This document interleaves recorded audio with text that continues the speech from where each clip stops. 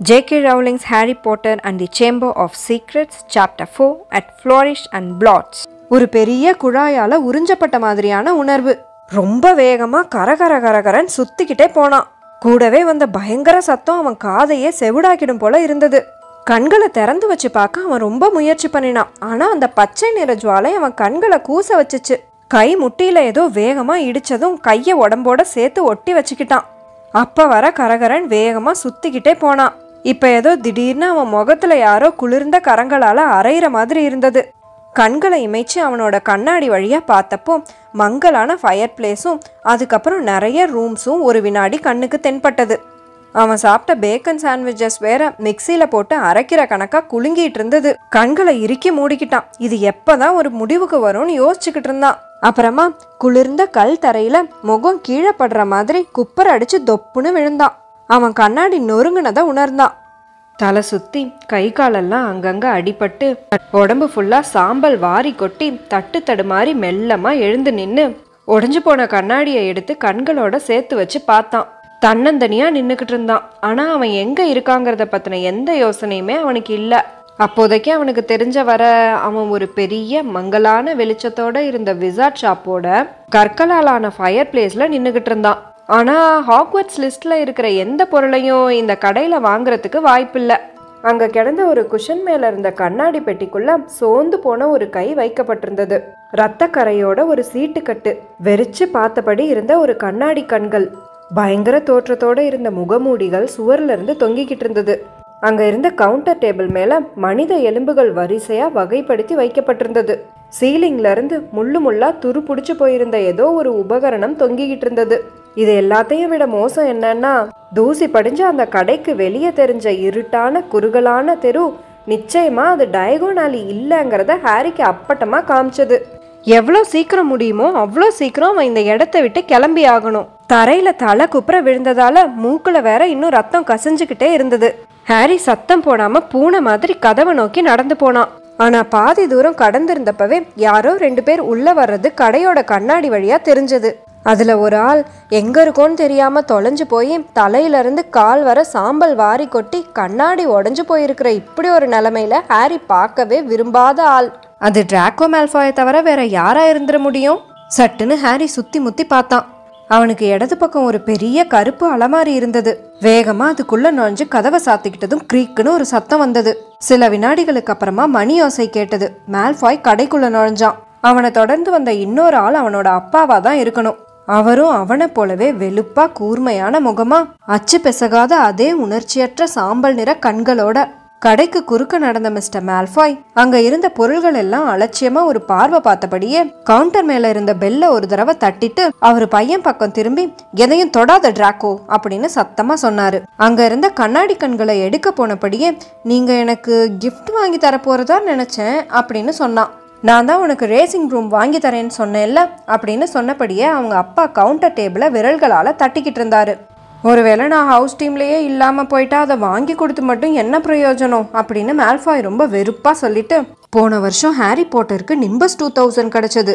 டம்பிள்டோரோட special பெர்மிஷனோட அவன் கிரிஃபெண்டார்க்காக விளையாண்டான். அவ்வளோ நல்லா கூட அவன் விளையாடல. எல்லாத்துக்கும் காரணம் அவன் ரொம்ப பிரபலங்கிறது தான். அல்பத்தனமான ஒரு தழும்பு நெத்தியில வந்ததால கிடைச்ச பிரபலம் அப்படின்னு சொன்னபடியே மால்ஃபாய் கீழே குனிஞ்சு ஒரு ஷெல்ஃபு ஃபுல்லா இருந்த எலும்புகளை பார்த்துக்கிட்டு இருந்தான். எல்லாரும் அவனை ரொம்ப ஸ்மார்ட்னு நினைக்கிறாங்க. Wonderful Potter with his car and his broom ஸ்டிக்னு. இதை நீ என்கிட்டயே பல தடவை சொல்லிட்ட அப்படின்னு சொன்ன மிஸ்டர் மால்ஃபாய் போதும் நிறுத்துங்கிற மாதிரி தன் பையனை ஒரு பார்வை பார்த்தாரு. அது மட்டும் இல்லாம, உனக்கு நான் ஒரு விஷயத்தையும் ஞாபகப்படுத்த விரும்புறேன். நம்மள பல பேர் டார்க் லார்ட் மறைஞ்சு போக காரணமான ஹாரி பாட்டரை ஒரு ஹீரோவா தான் கருதுறாங்க. அதனால நீ அவரை பத்தி தப்பா பேசுறது நல்லதுக்கு இல்ல. அப்படி பேசிட்டு இருந்தப்பவே மிஸ்டர் பாகின் கவுண்டருக்கு பின்னாடி இருந்து கூன் விழுந்த மனிதன் ஒருத்தர் பிசுபிசுப்பான தன்னோட முடிய சரி பண்ணபடியே வந்தாரு. மிஸ்டர் மால்ஃபாய், மறுபடியும் உங்களை சந்திச்சதுல ரொம்ப சந்தோஷம் அப்படின்னு சொன்னாரு மிஸ்டர் பாகின். யங் மாஸ்டர் மால்ஃபாயும் வந்திருக்காரா? அற்புதம். நான் உங்களுக்கு எந்த வகையில உதவணும்? இன்னைக்கு வந்த சில பொருள்களை நான் காமிக்கிறேன். விலை ரொம்பவே குறைச்சல் தான். நான் இன்னைக்கு வாங்குறதுக்காக வரல மிஸ்டர் பாகின். ஆனா சில பொருள்களை விற்கணும் அப்படின்னாரு மிஸ்டர் மால்ஃபாய். ஓ, விற்கணுமா அப்படின்னு கேட்ட மிஸ்டர் பாகினோட முகத்துல இருந்த சிரிப்பு மறைஞ்சு போயிடுச்சு.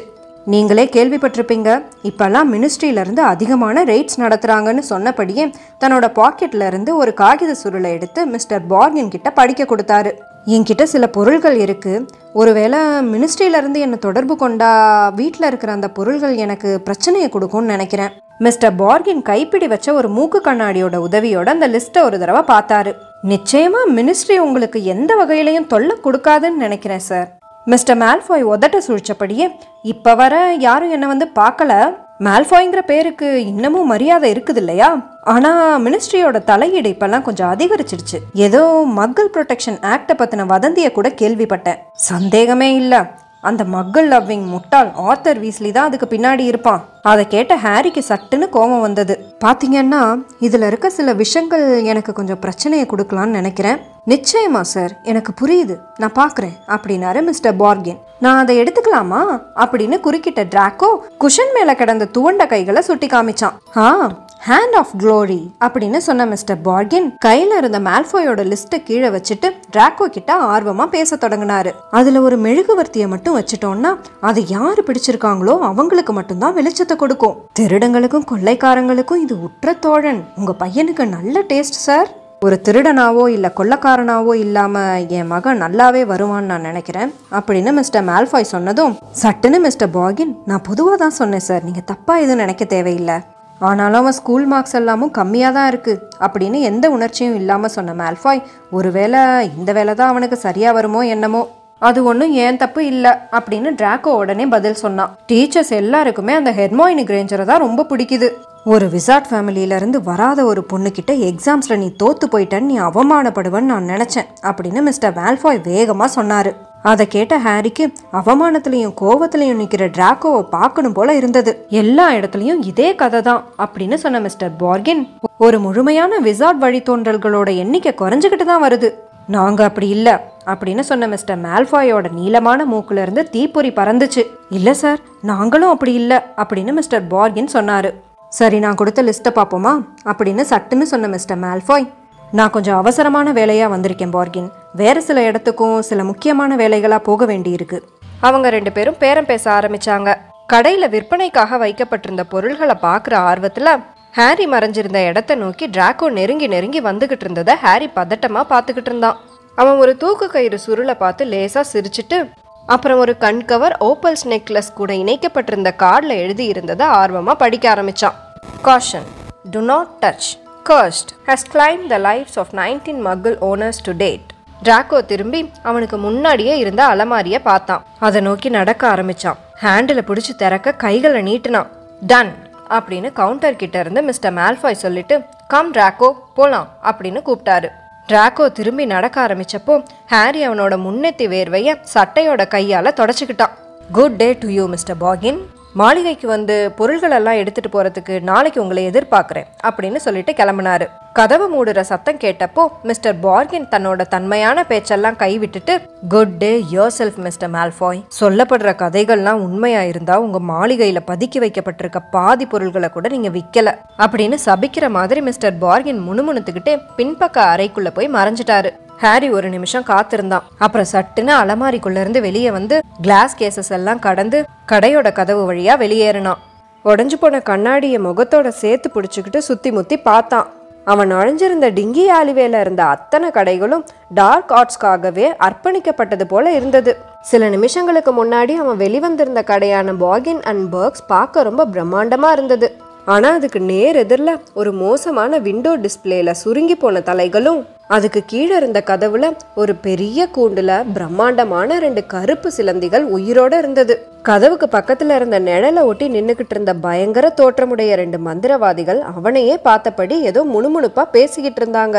ஹாரிக்கு அதை பார்த்து தூக்கி வாரி போட்டுச்சு. சரியான வழியை கண்டுபிடிப்பமான சுத்தமா நம்பிக்கையே இல்லாம ஏதோ ஒரு நம்பிக்கையோட கண்ணாடிய முகத்தோட இறுக்கி பிடிச்சுக்கிட்டு நேரா நடக்க ஆரம்பிச்சான். விஷ மெழுகுவர்த்திகள் விற்கப்படும் அப்படின்ற கடையோட சைன்போர்டுக்கு மேல நாக்டன் ஆலின்னு எழுதப்பட்ட ஒரு பழைய மர ஸ்ட்ரீட் சைன்போர்டு தொங்கிக்கிட்டு இருந்தது. ஹாரி இந்த மாதிரி பேர்கள் எல்லாம் கேள்விப்பட்டது கூட இல்லை. வீஸ்லிஸோட ஃபயர் பிளேஸ்ல வாய் ஃபுல்லா சாம்பலை அள்ளி கொட்டினதால அவன் போக வேண்டிய இடத்தோட பேரை சரியா சொல்லல போல. பதட்டப்படாம அமைதியா இருக்க முயற்சி பண்ணினபடியே என்ன பண்ணலான்னு யோசிச்சான். நீ தொலைஞ்சு போகலையே தம்பி அப்படின்ற குரல் அவன் காதுல கேட்டதும் பயத்துல குதிச்சு எழுந்து நின்னான். அவன் முன்னாடி நின்னுக்கிட்டு இருந்த ஒரு வயசான சூனியக்காரியோட கையில இருந்த ட்ரே ஃபுல்லா பயமுறுத்துற வகையில இருந்த மனித விரல் நகங்கள். அவனை பார்த்து பல்ல காட்டி சிரிச்சாங்க. பல்லு ஃபுல்லா கரை. ஹாரி பயந்து போய் பின்னோக்கி நகர்ந்தான். இல்ல ஒன்றும் இல்லை, நான் சும்மா. ஹாரி, என்ன நினப்புல நீ இங்க வந்து நின்னுக்கிட்டு இருக்க அப்படின்னு ஒரு குரல் கேட்டது.